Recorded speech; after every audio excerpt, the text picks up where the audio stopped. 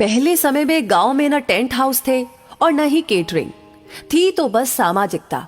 गांव में जब कोई शादी ब्याह होते तो घर घर से चारपाई आ जाती थी। हर घर से थरिया, लोटा, कलछुल, कराही इकट्ठा हो जाता था और गांव की ही महिलाएं एकत्र होकर के खाना बना देती थी। औरतें ही मिलकर दुल्हन को तैयार कर देती थी और रस्म के सारे गीत गा देती थी। तब डीजे अनिल और डीजे सुनील जैसी चीजें नहीं होती थी और ना ही कोई ऑर्केस्ट्रा वाले फूहड़ गाने। गांव के सभी चौधरी टाइप के लोग पूरे दिन काम करने के लिए इकट्ठे रहते थे। हंसी ठिठोली चलती रहती और समारोह का कामकाज भी। शादी ब्याह में गांव के लोग बारातियों के खाने से पहले खाना नहीं खाते थे, क्योंकि ये घरातियों की इज्जत का सवाल होता था। गांव की महिलाएं गीत गाती जाती और अपना काम करती रहती। सच कहूं तो उस समय गांव में सामाजिकता के साथ समरसता होती थी। खाना परसने के लिए गांव के लड़कों का गैंग समय पर इज्जत संभाल लेते थे। कोई बड़े घर की शादी होती तो टेप बजा देते, जिसमें एक कॉमन गाना बजता था, मैं सेहरा बांध के आऊंगा मेरा वादा है। और दूल्हे राजा भी उस दिन खुद को किसी युवराज से कम न समझते। दूल्हे के आसपास नाव हमेशा रहता। समय समय पर बाल झाड़ते रहता था कंघी से और समय समय पर काजल पाउडर भी पोत देता था ताकि दूल्हा सुंदर लगे। फिर दोबारा का चार होता। फिर शुरू होती पंडित जी की महाभारत, जो रात भर चलती रहती। फिर कोहबर होता और ये वो रस्म है जिसमें दूल्हा दुल्हन को अकेले में 2 मिनट बतियाने के लिए दिया जाता। लेकिन इतने कम समय में कोई क्या खाक बात कर पाता।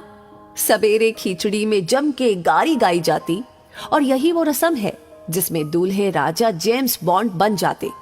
हम नहीं खाएंगे खिचड़ी। फिर उनको मनाने कन्या पक्ष के सब जगलर टाइप के लोग आते। अक्सर दूल्हे की सेटिंग अपने चाचा या दादा से पहले ही सेट रहती थी और उसी अनुसार आधा घंटा की पौन घंटा रिसियाने का क्रम चलता और उसी से दूल्हे के छोटे भाई सहबाला की भी भौकाल टाइट रहती। लगे हाथ वो भी कुछ ना कुछ और लहा लेता।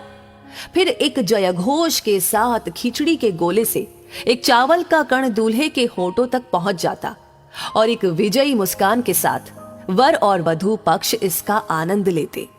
उसके बाद अचर धरुवा, जिसमें दूल्हे का साक्षात्कार वधू पक्ष की महिलाओं से करवाया जाता और उस दौरान उसे विभिन्न उपहार प्राप्त होते, जो नगद और श्रृंगार की वस्तुओं के रूप में होते।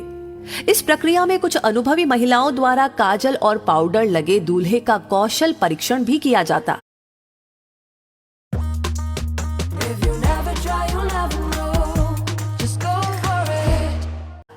और उसकी समीक्षा परिचर्चा विवाह बाद आहूत होती थी और लड़कियां दूल्हा के जूता चुराती और 101 रुपए में मान जाती। फिर गिने चुने बुजुर्गों द्वारा माड़ो यानी विवाह के कर्म कांड हेतु निर्मित अस्थायी छप्पर हिलाने की प्रक्रिया होती। वहां हम लोगों के बचपने का सबसे महत्वपूर्ण आनंद उसमें लगे लकड़ी के शुग्गों यानी कि तोता को उखाड़कर प्राप्त होता था। और विदाई के समय नकद नारायण कड़ी कड़ी 10 रुपए की नोट, जो कहीं 20 रुपए तक होती थी। वो स्वर्गिक अनुभूति होती कि कह नहीं सकते। हालांकि विवाह में प्राप्त नगद नारायण माताजी द्वारा आठाने से बदल दिया जाता था। आज की पीढ़ी उस वास्तविक आनंद से वंचित हो चुकी है जो आनंद विवाह का हम लोगों ने प्राप्त किया है। लोग बदलते जा रहे हैं, परंपरा भी बदलती चली जा रही है। आगे चलकर ये सब देखने को मिलेगा कि नहीं, वो विधाता जाने। लेकिन जो मजा उस समय में रहा, वो मजा अब धीरे धीरे विलुप्त हो रहा है। वैसे आप क्या कहेंगे इस बारे में? आप कितना सहमत है? आपकी क्या राय है? हमें जरूर बताएं और इस वीडियो को ज्यादा से ज्यादा शेयर जरूर करें। आपका हर एक लाइक, हर एक कमेंट और हर एक शेयर हमें मोटिवेट करता है ऐसी चीजें, ऐसी बातें आप तक पहुंचाने के लिए। साथ ही हमारी हर वीडियो को सबसे पहले पाने के लिए हमारे पेज को फॉलो करना ना भूलें। धन्यवाद।